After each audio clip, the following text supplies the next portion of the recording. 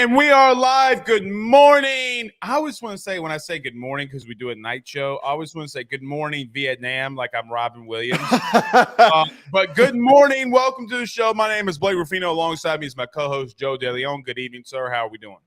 I'm doing wonderful. I'm excited because we've got more media days coming up. We've also, we've got something we're not going to announce it today, but we're going to announce it next week. We've got some really exciting stuff that we're going to be announcing that we're going to be doing during Pac-12 and Big Ten media days. Oh yeah, I was like, man, what in the No. I forgot. I was like, oh, I got a surprise, you know. Well, we're waiting for the official information on how everyone can be a part of what we're doing, but that's coming soon. I'll just say it's a part of my initials. It's a good teaser. Good teaser. How do you like that? Yeah, I'm excited for it. But today we do got a big show in store for you. Tennessee, they got popped. Now, Elks 70 in the comments says Tennessee got off easy. I'm gonna. So listen, we're gonna talk about this Tennessee thing. In case you missed it, Jeremy Pruitt in Tennessee got popped yesterday in reference to the McDonald's bags worth of cash. Okay. Some violations, some recruiting violations. Darnell Washington is actually very involved in this. I'm not sure if you read that report, Joe. The tight end from Georgia getting massive amounts of money before he committed to Georgia. I do wonder if Georgia's about to get thrown into this thing. Doesn't look like it or appear to it. But we got a lot of things to talk about Tennessee. But Jeremy Pruitt gets a 6-year show cause. I guess when you read, if you don't read the fine print, you would think that he's out of college football for 6 years. That's actually not the case. No. But we will talk about that. One thing that I do think was kind of fair was, look, Tennessee already self-imposed 16 scholarship reductions. They only have to reduce for the next 3 years, which they're not going to get to that 85 scholarship limit anyway. So that part, I do agree with Elks. Hey, it doesn't really matter anyway because you're not going to have those 4 scholars to work with anyway. Right. The scholarship stuff is very non-consequential. Also, this is a deep conversation to have, but at the same time, on the surface level, the punishments aren't really that big of a deal because they have already been self-imposing their own punishments. So any infliction has already been done on themselves. And again, we're gonna dive into this. I don't want to start scratching the surface too much, but the scholarship thing, it almost doesn't even matter because it's only a couple a year. It's how much of an impact is this really going to have on them? None. We will obviously see. I mean, I don't think that it will, but look, $8 million fine is an $8 million fine. 3% of football's revenue is 3% of football's revenue. Okay, let's not act like that's a small chunk of change. Chris H says McDonald's bags of cash. I thought we were talking about Clemson. My bad. No, Clemson funnels money through a church. Yes. I will say I do admit that, and I tweeted this yesterday, $8 million is a drop in the bucket. Let's just be – it's nothing. Considering Pruitt's buyout was $13 million. Well, they didn't pay it. They didn't pay it. Right. But for them to only have to turn around and pay $8, I mean, that's a good deal. That's a great deal. It's a great deal. Also, look, we have been making fun of them. A lot of people in college sports have been making fun of these people. But the CW is getting some ACC games. And I know a lot of people are making jokes about it. The problem is they got Live Golf and Saudi Arabia backing them, which I think is a little bit interesting. How much money, if the Saudis are paying that much for Live Golf, how much is CW paying for the ACC? I'm curious on what the money is because from what I saw, there hasn't really been much of a talk about it. But they have not disclosed it. The ACC commissioner came out and said that he will disclose it at a different time and date once everything is finalized. But they have agreed in principle. Bro, I'm just telling you, the CW, like, we can make fun of them all we want to, but it's hilarious. The headline's hilarious, but I don't think it's actually a good thing that there is another outlet that is broadcasting football games, which we'll talk about. And you know what it tells me too? Mhm. If they're gonna do the CW is gonna do this, it keeps Clemson and Florida State. It kind of keeps them from kind of shutting up a little bit. Right. It's extra exposure. And then the big thing here is that you get an extra location to broadcast the crappy games. And so then you don't have to worry about maybe slotting in some other teams on the primetime games. So that's to your point, is we get, more broadcasting money in. We're getting more money in that's not being or more attention in that's not on exclusive channels like the ACC network, and people can actually tune in and watch these games. This might be I kind of tweeted this too, but this is a great comment. Elk 70 says, I love it. I love being able to watch Syracuse in Miami on the CW, then immediately turning around and watching Dawson's Creek or Seventh Heaven. Dawson's Creek is a little bit before your time. I think so is Seventh. Yeah, no. I mean, I have watched The Flash, and All American is a show that's on the All American. Who's the guy with the Green Arrow? Green Arrow. I only watch those on Netflix. I never knew what channel it came on. Really. I just knew that it was on there. I don't even know what channel the CW is. Like, if you told me to go to my TV right now and click on the CW, I have no idea. Like, I literally have zero idea where. Yeah, I don't even know if it's a. So I use YouTube TV, and the packages are much more exclusive. I don't even know if I have it. I might not even have it, and I might not even be able to watch any of these games. So you have an exclusive package. You want to talk dirty this early in the morning, Joe? That was on you, man. That was all on you for taking that. Okay, I'll take that. All right. Also, I do want to. We didn't put this in the notes. I did put this on Twitter. I do want to kind of talk a little bit about SEC Media Days before we get rolling on Monday. Just to kind of preface on maybe some things that we're looking for, right? Like, okay, hey, I might be looking out for this, or this coach saying this. What's going to happen? I kind of want to talk about what might happen with Kirby and this ACC. So we'll mention that a little bit too. And then at the end here, we are going to be talking about Greg Sankey getting an extension, which I kind of think we can tie all of that into it. Yeah. I mean, look, there's not a premium you can put on his contract right now. He deserves the money that he's getting. I have no problem with Greg Sankey getting an extension. None. Right. I don't think anyone should. I don't think there's anyone on this planet that watches college football that is upset that he was extended. No, and why would they? Why would they? All right. Let's get rolling. Let's talk about our good friends over at betonline.ag. Everybody do us a favor. If you're on Facebook, hit the like and share. Joe, we had a 4,000 viewed show last week. 4K views. Which one was that? Was it the one with the Pat Fitzgerald one? The Pat Fitzgerald one? Yeah, probably. Yeah, everybody kind of wanted to know what was going on. So all of you on Facebook, all 4,000 of you Rudy Poos, you're not Rudy Poos anymore. You need to go ahead and hit the like and share. Share to all those social media groups, share to all those social media pages. Facebook, I'm not spam. I'm right here. I mean, I might be ugly, but don't block me. If you listen to us on YouTube, like, subscribe, and notification bell. Joe, we're constantly growing on our YouTube channel. Up to 1,200 subscribers. You got to love it, man. We're ripping through since we hit that 1,000 number. I really think that there is potential for us to get to 2,000 before the start of the season. Well, don't be a Rudy Poo. If you're listening to this, hit that like and share. Wherever you listen to podcasts, rate, review, and subscribe. And also, if you're watching this on Fubo TV, I'm sorry I'm not better looking, and Joe looks like Jeffrey Dahmer. So we're sorry that you have to look at us. I said I was ugly too. I ripped on myself. You can't get mad at that. You really random. Someone commented on the video, and no one ever gave me this comparison before. And I looked at it, and I was like, I can kind of see it. So someone said that I look like a young Bo Schembechler. That I did see that. I saw that. I was like, I kind of see it. I mean, he's not an attractive looking individual, so it's not like it's a positive comment. But like, he's got a square ass head, and so do I. So. My favorite was when the guy said, you look like the Rhode Island meth version of Superman with the glasses. What? Who commented that? Well, it was on Facebook. He said, Joe looks like the Rhode Island version of Superman. He looks. He said that you look like you could be in Rhode Island's Smallville episode of Superman. A lot of CW references going on. I know, but you know what? Here's the truth.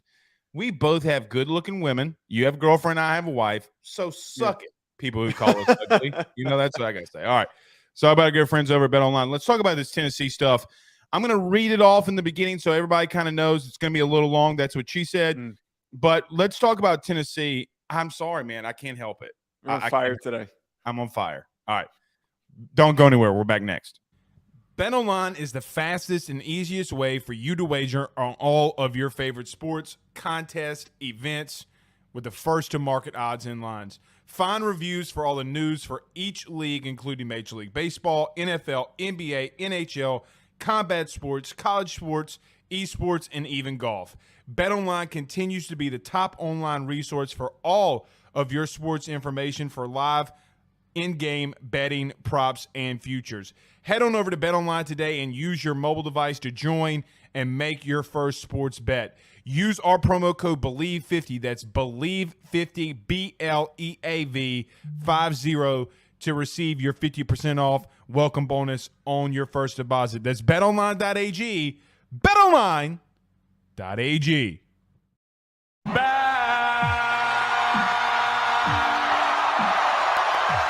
But Texas isn't. Did you see that Quinn Ewers is a Zen master? Yes, I saw the you got caught with the Zen pack. As somebody who's been a dipper since high school while playing baseball, that ain't Zen.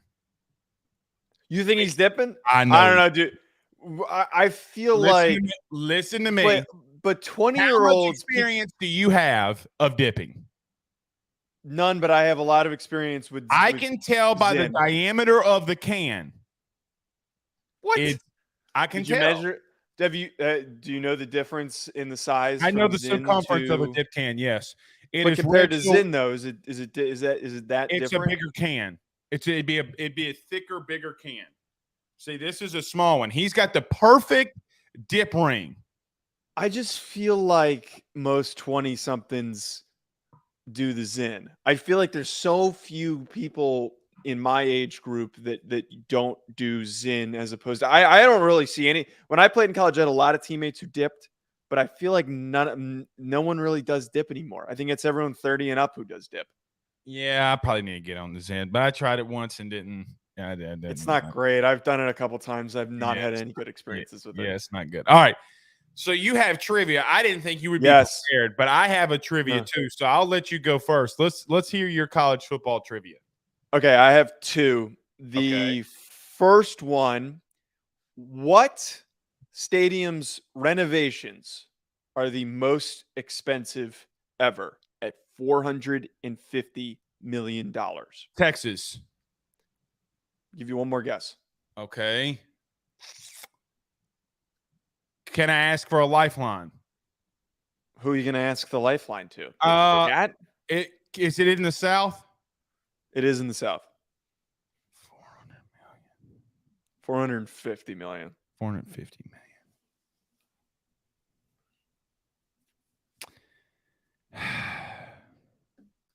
million. You were close. I'll give you a hint. You were really close. A&M? Yeah, it's Texas A&M. Really? Yeah. My next question. Next question. What game, or actually, sorry, let me rephrase. What game in 2013, what two opponents hold the all-time attendance record for a college football game with 115,000 fans in attendance? Oh. 2013. That feels like a game that wasn't played in the States. Was it played somewhere else? No, it's no. Well, because there's not many. I couldn't imagine anyone. You don't remember last year when Northwestern and Nebraska had 100? Did they really? Those stadiums are that big? They had 107,000 people in there last year. No, it is in the United States. I don't know. Alabama, Auburn. That's wrong. No, it is Notre Dame, Michigan in 2013. Oh, cool. Where did they play? It was at Michigan Stadium. Notre Dame Stadium is not big enough to Michigan hold holds anywhere near that much. 115,000 people. It's the biggest. Well, it's one of those instances where they probably packed way more Overcrowded. than could fit. Yeah, but Yeah. it's the biggest stadium in college football. Yeah, I did know that. I did know that it was the biggest college football stadium, but I didn't know it held that many people. All right, I got one for you. You ready? All right. This should be kind of easy. What two Hall of Fame coaches coach football and basketball at the same school at the same time in the late 80s? And basketball. Are they notable names? Very notable names. College football Hall of Fame coaches that coached basketball in the late 80s. What? What conference? Can you give me the conferences? ACC. They're both ACC. They were both ACC coaches at one school that are in the Hall of Fame. They're both ACC. So one's in football, one's in basketball, and they both have multiple national titles. I'll give you a hint. Okay. The football coach never won a national title at this school, but he went to his alma mater, and then where he won a Heisman and won Steve Spurrier. And who's the basketball coach? Mike Krzyzewski? Krzyzewski, Coach K. He coached football at Steve Duke? Spurrier, before he was the head coach at Florida, was the head football coach at Duke. Mike Krzyzewski was the head football coach at Duke. No. Wait. I'm misunderstanding the trivia, I think. There's only one school that had Hall of Fame coaches in their respected sports on the campus at the same time. Oh, I thought you were saying that there was a head coach that coached both basketball and football. No, I completely misunderstood it, but I still got it right. Still got it right. All right, let's talk a little bit of Tennessee. Yeah. And these violations. So, Joe, I'm going to read this. I'm going to try to paraphrase it as best as I can.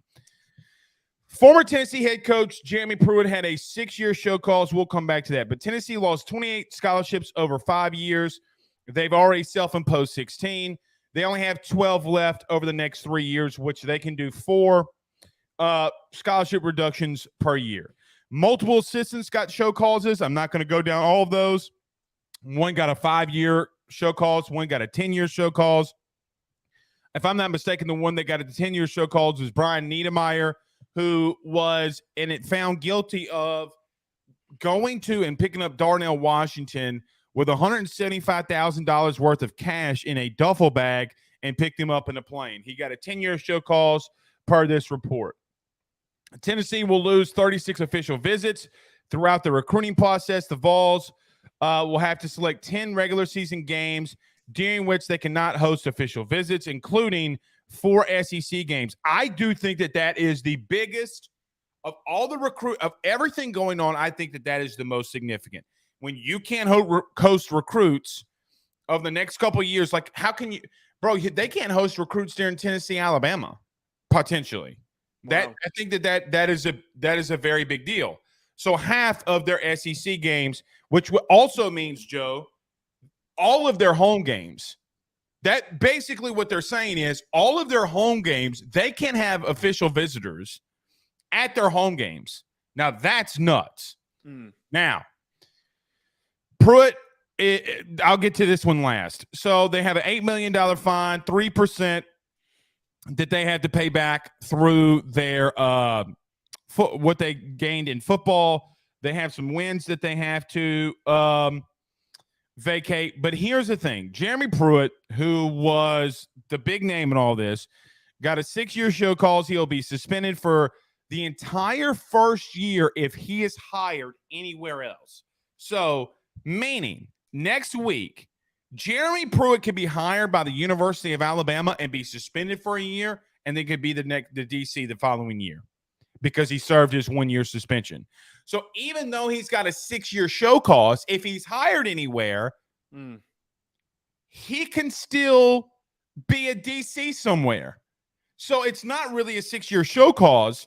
It's really a 1-year show cause if he gets hired somewhere. This is in I'm reading this off of the violation sheet. So let me repeat that again. Jeremy Pruitt was given a 6-year show cause window. That's the key word, window. He will be suspended for the entire first year at a new job if and when he is hired. An example, if Pruitt was hired at Alabama as a defensive coordinator, but was immediately, or just hired anywhere, he would be suspended for a whole first year. So meaning they would have to hire him today, okay, and he can't be on campus until the 1-year suspension is done with. Mm-hmm. I mean, are you saying that he was let off easy?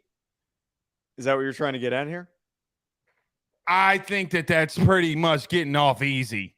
Look, Joe, it seems like you're going to disagree with me. It seems like a lot of people in the chat are disagreeing with me. I think all this is bullshit. I think this is all ridiculous. They got in trouble for something that we know before NIL was legalized that was happening at every single SEC institution. No, don't single out the SEC now. Don't single out the SEC. Sorry, across the country, everywhere. But the SEC, but the SEC is one of the few conferences where it's happening at every single big program. There is enough evidence that it goes back very, very far in the history of the SEC that players have been paid, and sometimes some schools get caught with it. Tennessee was the latest one to get popped. NIL is legalized, and they're still receiving punishment for something that now happens on a daily basis in front of our faces. Why was there any punishment? Give them the fine and move on. I don't understand why there needs to be anything further than this. This isn't like the Hugh Freeze, Rick Pitino situation where there's hookers involved or anything inappropriate like that. Right. They were paying kids, giving them money for down payments on cars, giving parents money for medical procedures. They're just giving them thousands of dollars. That's literally happening right now in front of our faces. That's what doesn't make any sense to me, why there was even any punishment. And I know people are going to sit here and disagree with me because there's a long-standing history of serious punishments being handed down for anything related to recruiting happening.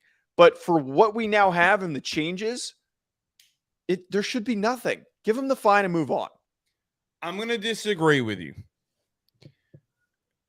NIL and boosters and people paying for NIL money or collectives is completely different than a coach getting on a plane and going to see Darnell Washington and giving him $100,000 plus to come to their school. That's money underneath the table. That's completely But that was before we could hand them money out publicly. But you brought NIL into the conversation, which I'm saying is, even with NIL being legalized, it doesn't matter. What they did was still an offense. Placing $10,000 per McDonald's bag is still illegal through the NCAA. You still cannot do that. But if there was NIL at the time, they wouldn't have had to even do that. You're not paying him for his name, image, and likeness. But let's be frank with ourselves here. The name, image, and likeness payments are just a wrapping paper on top of what it actually is just paying the kid to come to the university. We're pretending here. I think that people are misunderstanding what NIL collectives are doing. Let me give you an example. Mm-hmm.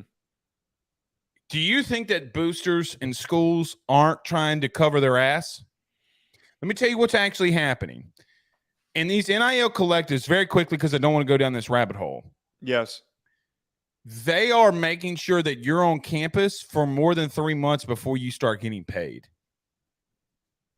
Okay, so it's not as if it's basically because kids are having to wait, let's call it what it is, almost a whole football year to get paid. Okay. Coaches are still having to go out there and pay these kids so that they can get them on campus in recruiting. That's right. What they're really, Joe, they're paying. If you think that Nick Saban is not out there with his assistants right now handing out cash, you are dumb. Now, that's my point, though, is that the illegal actions happen all over the SEC, and it's almost as if the NCAA is handing down a half-assed punishment, but still this is still a punishment. This is significantly impacting recruiting. They're doing it because they don't want to have to acknowledge that it's happening elsewhere. They know damn well that it's happening elsewhere. They're just singling out Tennessee because Jeremy Pruitt was a dumbass and did it way too in front of everybody's face that they got caught. They got popped for it. They are obligated now to punish him. What's interesting is if Darnell Washington was getting paid and got paid that much from Tennessee, how much did he get paid from Georgia? That's an even bigger question. And right now, they're never going to dive into that. They're never going to reveal any of that because that is such a negative. Tells you why Darnell Washington stayed for as long as he did because he wasn't money hungry. He didn't have to be. Right. I always find it interesting though, Blake. The teams that get in trouble for this are always the teams that are doing bad. So Jeremy Pruitt was fired after not really producing at Tennessee, and then also on top of all this, well, they use this as an excuse. In fairness, now he was doing it in front of an NCAA. What do you call that? Somebody who works for the NCAA was there because Tennessee basketball was playing like Kentucky. Yeah. And they were just going there to be an official for it, like to, show representation. The dude walks into McDonald's. He walks in with a buddy of his and sees Pruitt doing it.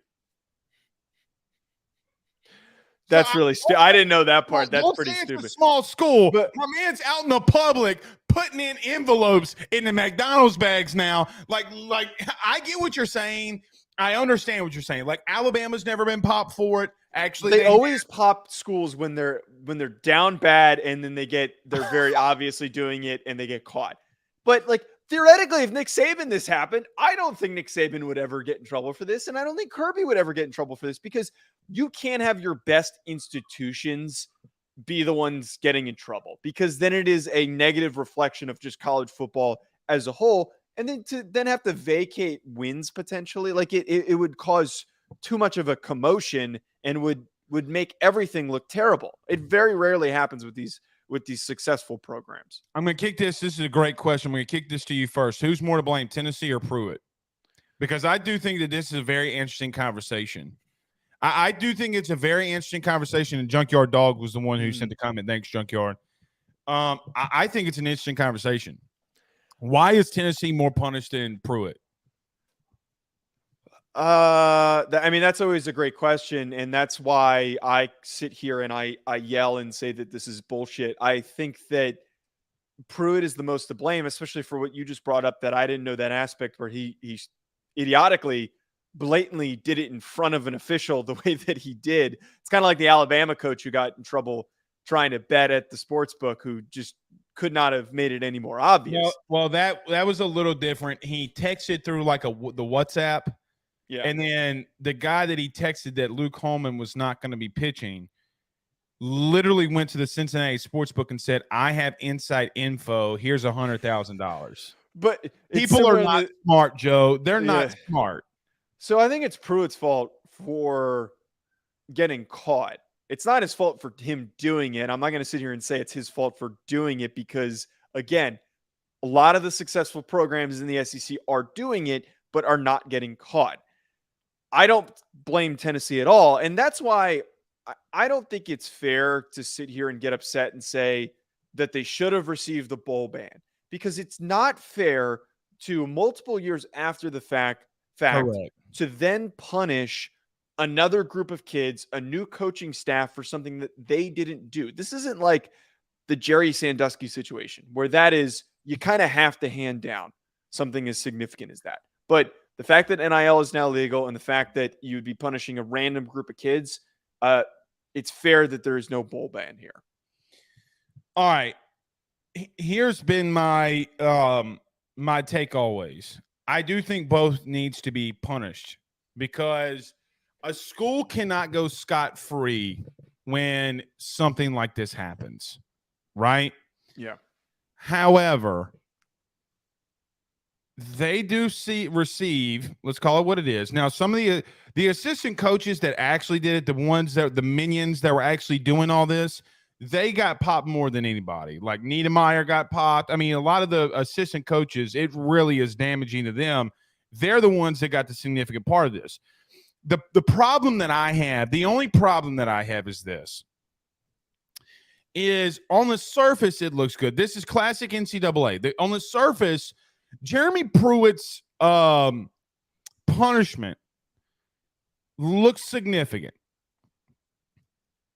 But the fine print doesn't fit the crime. No. Meaning, Joe, if he's hired by Alabama today, he will be suspended for 1 year and then can start coaching again.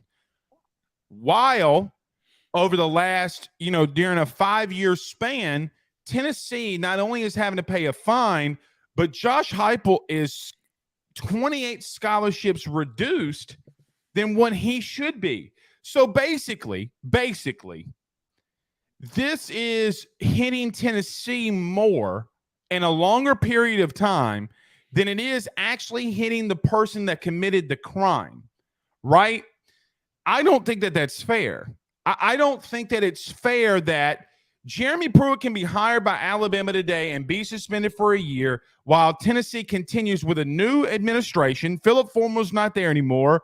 They got a new AD. They got a new head coach. They got new assistants. They got new players. By the way, one of the guys that you're hitting the violation on him with never even stood campus on there. So the thing is, you paid the kid for what? It's not so the recruiting violation comes in if he comes and plays for you. He never stood foot on campus at Tennessee and played for you. He played against you. He played against them this year when they could have beaten them and won a national title or gone on to win a national title. Who knows what would have happened if they would have beat Georgia?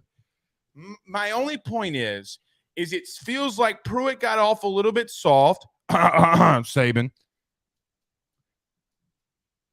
And Tennessee seems to get the brunt of this, even if it is a little light, like the $8 million. Let's call it what it is. Everybody here knows it's the truth. That ain't nothing to Tennessee. No. The scholarships do come a part of something when you need depth to win in the SEC. And I just feel personally that Tennessee as an institution, which, by the way, Joe, look at Tennessee was good this year, right, in football. Look how great it is for that state to be good in football and what they give her. Joe, they had so much pent-up frustration about losing to one of their biggest rivals in Alabama. They ripped a goalpost out of the ground and walked it miles down to a river and threw it in a river. They were so happy. When Lane Kiffin came back, they were throwing which I don't condone this. This is stupid, but it shows the passion. They were throwing golf balls at Lane Kiffin. Why do they have to get hit more than Jeremy Pruitt? That would be my only argument in all of this.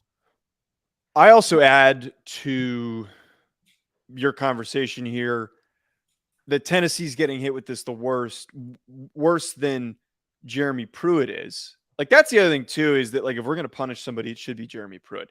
But on top of all of it, Tennessee has been self-imposing, self-reporting. They have been cooperating with this as much as they could have done.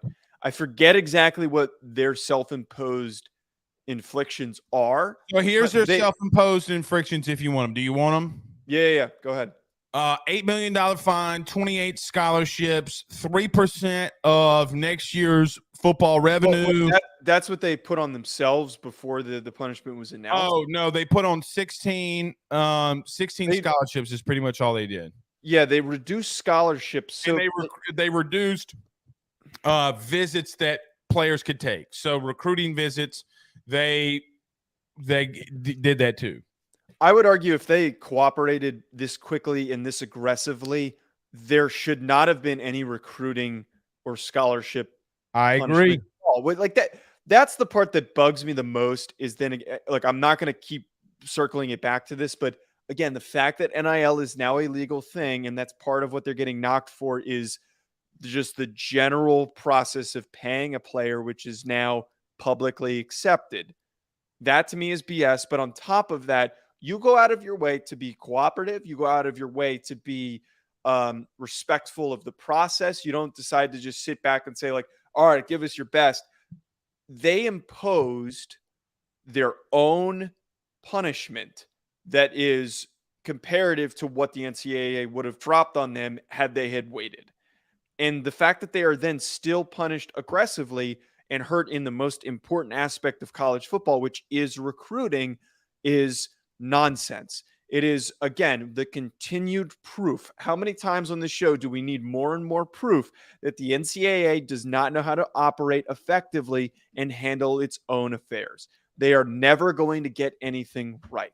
And I know that we can sit here and scream about the removal of the NCAA. It's probably never going to happen, but this is just continued added proof that they don't know how to handle any of these situations. Put it on Pruitt, not on the University of Tennessee. It makes no sense to me.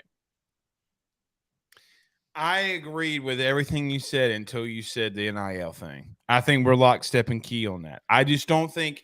I think it's apples and oranges because coaches are paying, not boosters.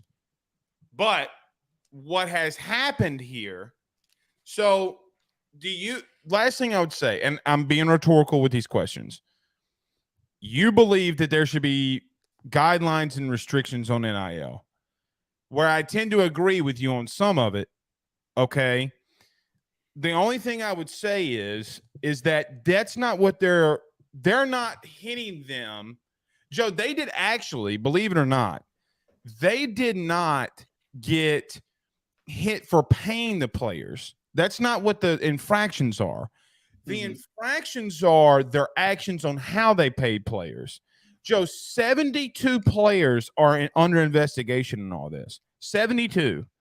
So when I look at it, like, Joe, the dude's out there in the public. Like, you're talking about a lack of institutional control at some points, which, by the way, we probably should have put this in here, and I'll just mention this very quickly. Maybe let's do it because I do want to talk about this for like 2 minutes. But like, you look at Northwestern right now, they just fired their head baseball coach. Yeah. That is what you look at and say, okay, that university needs to be popped more than anything. I do agree, and we're lockstep and key in reference to the punishment, and then not, they did it wrong. Let me ask you though, did you see that Northwestern's baseball got fired for toxic culture? Yes. Buddy, I'm just going to tell you, Northwestern's in serious shit. Like, they are in serious shit. Man, listen, there have been a lot of things that have gone on at multiple schools. This is really, really, really bad at Northwestern. Yeah. Yeah. No, it's kind of stunning because this is casually slipped underneath the door of like, hey, by the way, we fired our baseball coach. Underneath the door because look, they did it perfectly. Joe, Tennessee was getting everybody's reporting about what's going on in Tennessee. Go look this up now. As soon as the Jeremy Pruitt verdict came out, Northwestern fired their baseball coach. Yeah, they had to have known. They had to have known, and they knew that is actually, by the way, just to kind of like wrap this or just add into this. That's really just such crap that a school like Tennessee is being admonished and people are speaking negatively on them when they did everything right after the fact. But then you have a university like Northwestern, which is supposed to be the pinnacle of academics in this country, that they are clearly hiding some very messed up, toxic situations in multiple sports programs. That to me there needs to be a really deep-rooted investigation by the NCAA. Well, there needs to be legitimate punishment for the football and the baseball scandals that are both happening here, because that to me is problematic. Tennessee cooperates. So a lot of schools cooperate in these instances. Northwestern very, very blatantly is trying to hide the fact that they have issues. Clip what you just said and clip this part too. Think about this.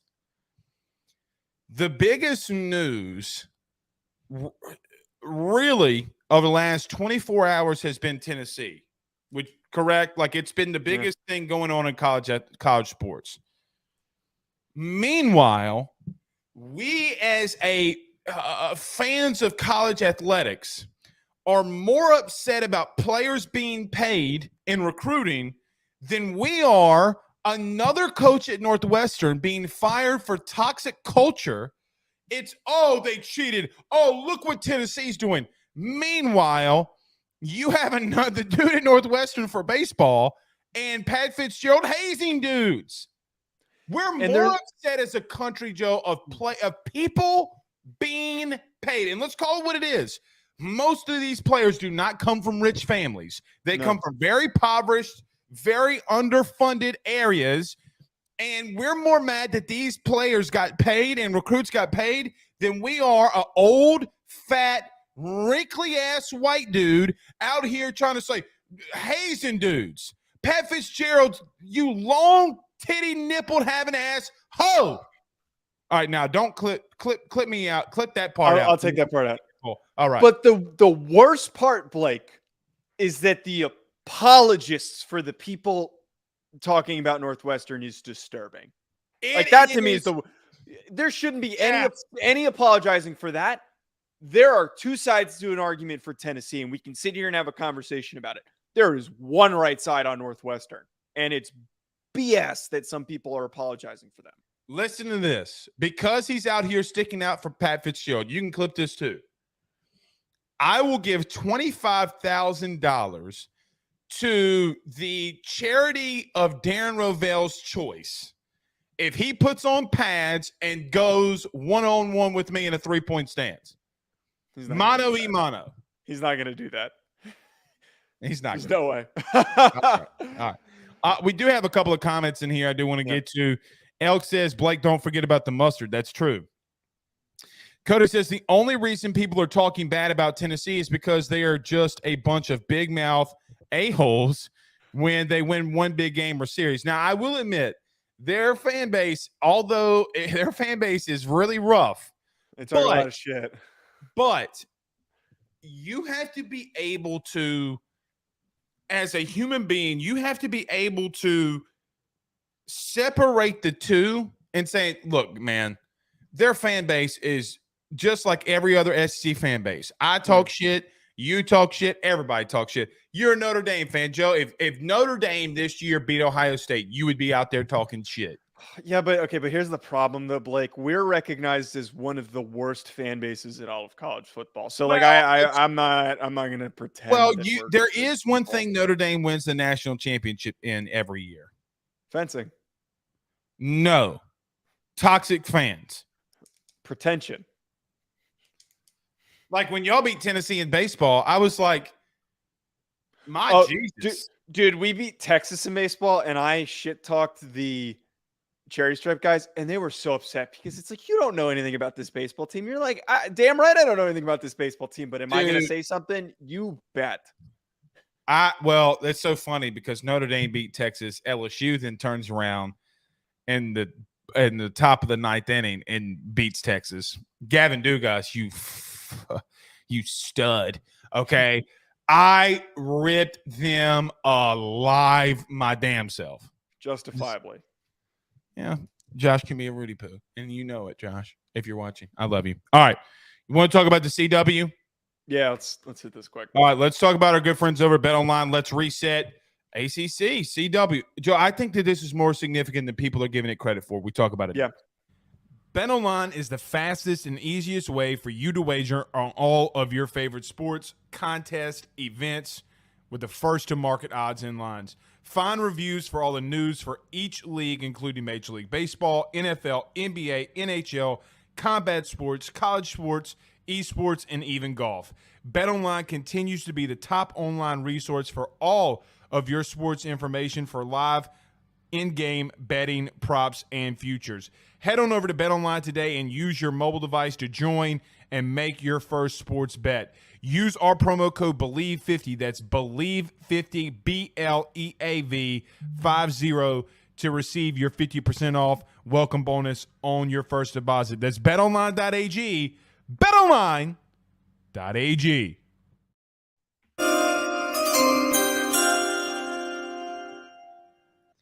The CW is moving as fast as the Flash on getting some of these sporting events on their television station. I made jokes about it. I saw you make jokes about it. Last week you talked about, the Pac-12 being on gasstationtv.com, whatever. We are talking a lot about the CW and making fun of them getting ACC games. Mm-hmm. The problem is they also have Live Golf that's paying them a crap load of money to televise Live Golf events. Joe, watch out, because I'm just going to tell you, they got to start somewhere. And what's crazy is a television station like the CW can come into, let's call it what it is, a Power 5 institution and start airing games. That's nothing to just sneeze at. I think that the CW and with this Saudi money might be coming for some jugulars. So, first of all, let's get it out of the way. Yes, it's hilarious that they're in the CW. It is hilarious. We joked about it the whole offseason, and it's like, oh my God, you guys are on the channel that broadcasted The Flash and Green Arrow and all these stupid, terrible TV dramas. But ABC does the same thing, though. Yeah, like ABC, right. Come on now. Right. So move past the jokes. I do think that from somebody who works in media and works in broadcasting and has worked at other large media companies and been around a lot of people in this industry, I think that this is, as you're talking about, significant for both parties. One, it's significant for the ACC because what other conferences have multiple broadcasting, this many broadcasting partners? I know that there are conferences like the Big Ten that are going to be on NBC and CBS and all that, but they now have an extra added channel that their games are viewed on. They are not limited to their big matchups being on ESPN, the other games being put on the ACC network, which most people do not subscribe to. There is now extra exposure, and a free, easy, or not free, but easy to access channel like the CW is going to help them get more eyes. They're going to probably have a couple of games that they handpicked, where the matchups are going to feature ranked teams unexpectedly. Maybe Syracuse goes on a run and they end up playing Miami, and maybe Miami's having a really good, surprisingly good year, and that's a ranked on ranked matchup. They might have lucked out in getting some good games this upcoming season. All the games also might suck. I think the flip side of this, though, as you're talking about, the CW eventually could very well be a legitimate player in all of this. How much is the Saudis paying for Live Golf to be televised on it, Joe? Right. They are in a position to eventually go and get other conference games. If they were this easily able to go through Raycom and grab these games for the upcoming season, I wouldn't be shocked the upcoming year that they don't end up with some Big 12 games. Or I also think, and I have no sourcing on this, I'm just speculating, I also think we should look out for the possibility that the Pac-12 doesn't end up signing some type of deal with them. Bingo. What if the CW goes and takes over the Pac-12? One, that would be big for the CW because they'd have exclusive rights to an entire conference. I think this is a precursor to something. That's how I see it. I think this is a precursor. I agree. Test the waters, see the performance. It is getting more and more expensive to produce these TV shows. We're in the middle of a writer's strike, and they said, you know what, F it. We're going to go get the easiest thing to produce, which is a sporting event. We don't need to write anything. It writes itself. Now, we had on Stephen Bishop, who is with Hollywood Swings, right? Hollywood Swing, Hollywood Bats, Hollywood Swinging, I think. Hollywood Swinging. I should know this. Yeah, Hollywood Swinging. Company. Well, they've only done one episode, but Hollywood Swinging, he played David Justice in Moneyball. And he talked about the writer's strike. Joe, they still got to fill their TV space with these ads that they have promised, right? What is the one place that you know that you will get eyeballs? Here's something that's crazy. Could you imagine, like you mentioned, like think about Boston College hosting Clemson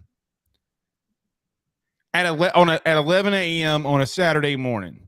And because Boston College sucks so bad, Clemson and Boston College are on the CW. Well, the problem with what people are not thinking about is what if you have Florida State and Miami that same weekend? What if it's at the same time as Clemson and Boston College?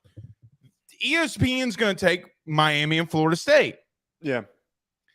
My whole point in all this is they got money that they're playing with now, and they got money that they're going to – if you don't think the Saudis are giving the CW millions and millions of dollars for this live golf thing and selling the advertisements and whatever, you're crazy. I'm going to say this, though. I'm scared about the Saudis in live golf and all this with CW because if they're going to start buying out chunks of college football, what else are they going to do when they start making money? I don't want to go too far down the I know. Look, I know what you're saying, but here's just my only thought on this. I don't want to go too far down the rabbit hole because this is, in a way, it's kind of a conspiracy theory. But it's not a conspiracy. Joe, live golf. Wait, no, I'm not saying. Wait. I'm not calling you out. All I'm saying is that we don't know. But Josh Pate actually talked about this on his show, and he talked about it in reference in an article on The Athletic. By the way, hold on. Pate State. Hey, you say us go back and forth on Twitter? Yes, I did. I did All see right. that. Hey, Josh, how that tortoise have his mouth open? Relax. My point is, we had to talk. I had to talk about that because, dude, I mean, that was funny. Anyway, he brought up a really kind of funny but also interesting possibility where there is going to be an avenue for eventually, the Saudi Arabian backed investment fund to eventually dive into college football. No, he's not wrong. So that he broke it down really well. And it made a lot of sense where he was talking about how realistically it's going to be hard for them to buy into an NFL team, but they can buy into and also do whatever the hell they want without a salary cap if they fund NIL for a random college program. And this could be a way to do it. But I actually, one of the funniest parts about this, and I had this thought, and I almost tweeted about it, and I'm bringing this to life now. I am kind of rooting for like Missouri to get just like the most ridiculous NIL budget and go on and win a national championship. Like, I don't know why, but the absurdity of it is just hilarious to me. The thought that some random school, like, I hope it's not like a blue blood. I hope it is like Indiana is funded with ridiculous amounts of money and they go on and on some crazy run because they have Saudi Arabian money. It would be such a flex by the Saudi-backed group to do something like that. That's why I wanted it to happen that way. Instead of it being Georgia, that's not fun. Well, could you imagine if they did it for Syracuse in a big market like New York? Syracuse is not in a big market. I'm sorry, I have to. Well, no, but they're in the state. But they're in the state. Look, here's one thing that we got to know about college football. If you're in a big state, do you think that I think Rutgers would be a better example. Okay, Rutgers would be better. Okay, could you imagine if Rutgers started going off? It would be hilarious because they're a joke. It kind of wouldn't. It kind of wouldn't because anyway, I did not know that Pate State talked about that. Go listen to that episode. I'll send it to you. Okay, but hearing what you just said, this is what I heard. Knowing Josh was trying to break news without breaking it, meaning that he knew that this CW deal was coming. Now I know the last time we had corresponded with one another, he went down to Miami. What did he find out in Miami? Did Miami tell him that, hey man, we're about to have some games on the CW? And so if he said that, which I'd have to go back and listen to it. I did not hear it. It is interesting, but I think it's funny that the CW is getting these games, to be honest with you. I just think it's funny, but at the same time, it does make me nervous. All right. Pac-12 will be on OnlyFans before we know it. All right. See, you say I'm bad, but listen, listen. As long as you don't have your wife, do you know who Adam 22 is? Because I know. I did not know who he was before yesterday. I had no idea who he was before yesterday. Couldn't be me. That's all I'm gonna say. Somebody would be hurt. It would not be me either. All right, let's talk. So, Joe, SEC Media Day starts on Monday. Yep. But before we get to that, speaking of the SEC, you talked about how the Georgia Notre Dame game was one of the worst games you'd seen in reference to when Georgia came to play at Notre Dame. Expound. Yeah. That game, I'm trying to remember. I think I want to say I was a senior in high school. First start. That game was such a big year for Notre Dame.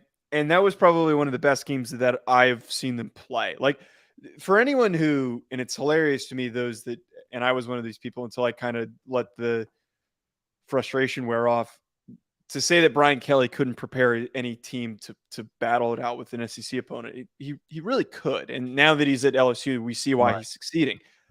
But that game, man, they should have won that goddamn game. They should have won that damn game. That last play, Wimbush sucked. Wimbush was one of the most frustrating players to watch because he was a good athlete, but just was not a good quarterback. And I wonder if that was like Deshaun Kaiser or somebody else, if they would have won that football Ian game. Book. Yeah. Ian Book would have won that game. Ian Book would have won that game. You know that, and I know that. I'll concede that. Yeah, Brandon Wimbush did not feel pressure very well at all in that final play where he fumbled. Had to have. I was so. That was the worst pass pro though from that left tackle that I've ever seen. He didn't get a hand on 17. I wonder if that was. 68. Was that Liam Eichenberg? That might have been Liam Eichenberg. I was nauseating watching that game. That pass pro. Yeah, he's not a very good football. All right, so we have SC Media Days this week. We start kicking off. There are a couple storylines that I want to go into here. I think Joe Milton is one. I think James Daniels is another. I think Nick Saban's quarterback room is another. That's 3 quarterbacks. I think that Greg Sankey's extension, which we'll talk about here as we close it out, is another. And I think that the biggest thing for me is 2 things. I want to see Lane Kiffin. I know he's going to say something viral. Actually, 3 things. Zach Arnett from Mississippi State, man, with Mike Leach. I do think that I have heard some sources. I have heard some things that the SEC at Media Days is going to do for Mike Leach. Okay, I hear that they're like doing something special. Apparently, nobody's confirmed that. I kind of want to, man, I'm kind of rooting for Zach Arnett. You know, like I'm rooting for this team. I'll be obviously not against my team, but but again, though, I'm rooting because that's such a horrible situation. I think the biggest thing that we've had at SEC Media Days in quite some time, I feel like, Joe, we might. It's not going to go this way because the SEC is going to protect Kirby Smart in Georgia. Remember when Urban Meyer got called out for the Zach Smith stuff at Big Ten Media Days? Yeah. Bro, AJC's not stupid. Kirby Smart's about to get a crap load of questions about all of this. I'm very intrigued to see how Kirby responds. I'm very intrigued. You know what I do? Let me tell you what I do. Mm-hmm. I would say the matter is being handled internally and continue to say that. Right. The SID and the communications department are probably going to tell them, don't answer any of these questions and give a non-answer like you're talking about. I can't imagine that they're going to entertain any of this. And Kirby's actually very well composed in a lot of these conversations.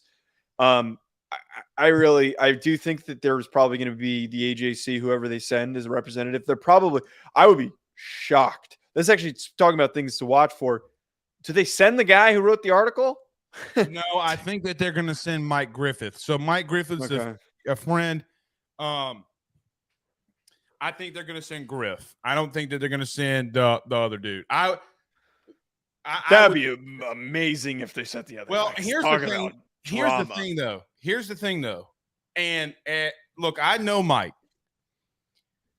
Look, Kirby has been an asshole to Mike for no reason. Like, Mike will ask football questions, and because he's a part of the AJC, he gets bummed. Like, I'll be on the Joe, I'll let you listen in with me this year on the SEC teleconferences. Yeah. I'm on every teleconference. I listen to Brian Kelly or Ed Orgeron, and I listen to whoever they're playing that week. And I might pop in on Saban and Kirby just to, just to listen. Every time Griffith asks a question, he's on his ass. Oh my God. Like, I can't imagine. No, let me give you an example. Last year we were on a teleconference, and Mike asked about Nolan Smith, the impact of his injury. He goes, "Well, what is it?" And this is Kirby. "Well, what is it to you? We'll replace him." And I'm like, Damn. like, he just asked a football question. I think that's the biggest thing. I think another thing that I was thinking about while we were talking, Bobby Petrino and Jimbo. Yeah. I do want some clarity on the play calling Right. stuff. I think that's a good one to pay attention to. Like, you know what? One that you didn't bring up. So the Big 12 was just a pot stir of drama with Texas and Oklahoma. It was so good. It was every coach took a shot. Every executive took a shot. Every high up individual took a shot. I really think that Sankey is going to take an opportunity to get back at them. I really think that he's going to be asked about it indirectly.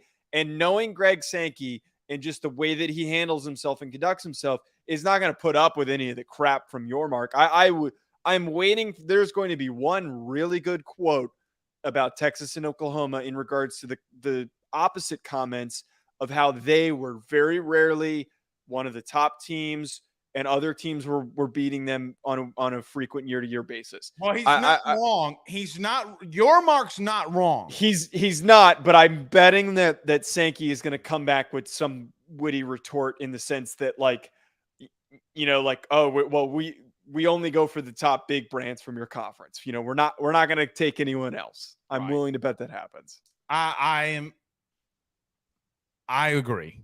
It's going to be fun, man. Look, I don't know if this is the same way for you, Joe, but for me, like, around this time, buddy, I'm still covering a lot of baseball stuff because the portal's a big deal.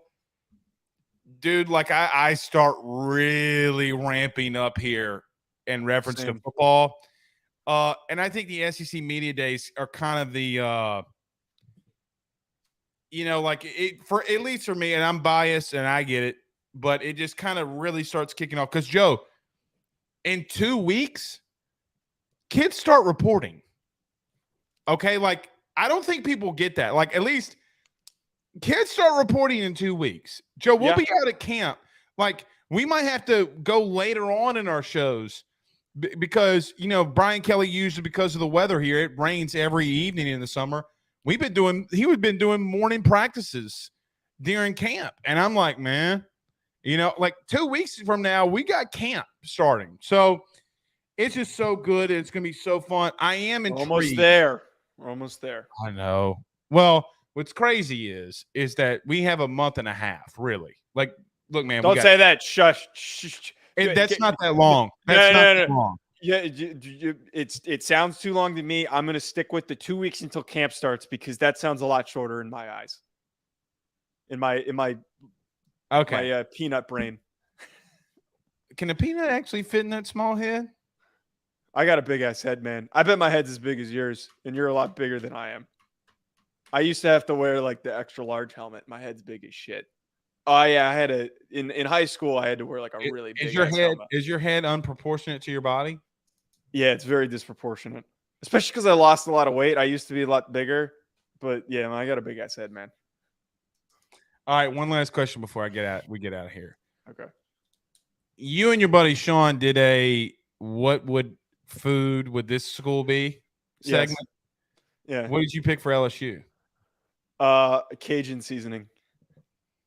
Okay. That was What would you pick for Alabama? I forget what we dude. It was. You know what I'd pick?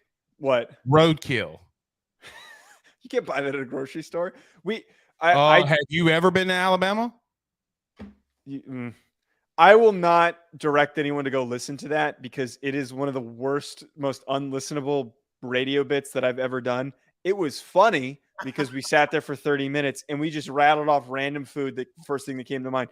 But I do encourage for Indiana egg whites. I do encourage anyone to go check out the clip that I posted because it was really weird doing that segment. And then Tyleik Williams, the Ohio State defensive lineman, joining in the middle of it to call me out for speaking. Apparently, even though I said he has first round potential, apparently I spoke too negatively of him in my breakdown of him. That was the most absurd thing ever. What's the kid's name again? Tyleik Williams. Very good football player. All right. Let me just say this. All right. Because he can come at you. So I'm going to defend you a little bit. Uh-huh. To Mr. Williams of Ohio State, buddy, he's not wrong. So if you want to attack somebody, come attack me. As a former offensive lineman, he's 1,000% right. Your hand placement is ass. When you go on the outside and you're short arming your outside jab, you do that in the NFL, you're going to get clapped. If you want to get technical, your footwork is too lazy. You got to get your pad level down. By the way, I made a phone call out to Ohio State, and sometimes you blow on assignments, and you know that you've had those conversations with your D-line coach. So if you want to attack somebody, you didn't think I was going to do this, Joe, but if you want to attack somebody, come on. There's also been some we didn't talk about off the field issues that he's been involved with. Go ahead. Well, that wasn't it. I mean, we didn't talk about this on the break. We were very actually optimistic when we did the breakdown on him, but there are a lot of conditioning concerns with him why he didn't play as much. And that was because he got caught missing practice and being out eating somewhere. Is that right? Oh, wait, Is that actually what happened? Ooh, see, I was nice to him, and now he's getting aired out. This is what I hate. Yeah. I hate. When somebody like you calls a kid a first-round pick potential. Right. It was as glowing of a review as I think I've given on a lot of guys. And I even tweeted clips about him. I tweeted a lot of clips about him. I'm like, I really like him. I think he's got a lot of potential, and to be clearly didn't listen to the video. I also think that if you search your name and you go at people, it's not a good look. All I'm going to say is when you play that SEC team, when you play Michigan, and you get them cheeks clapped,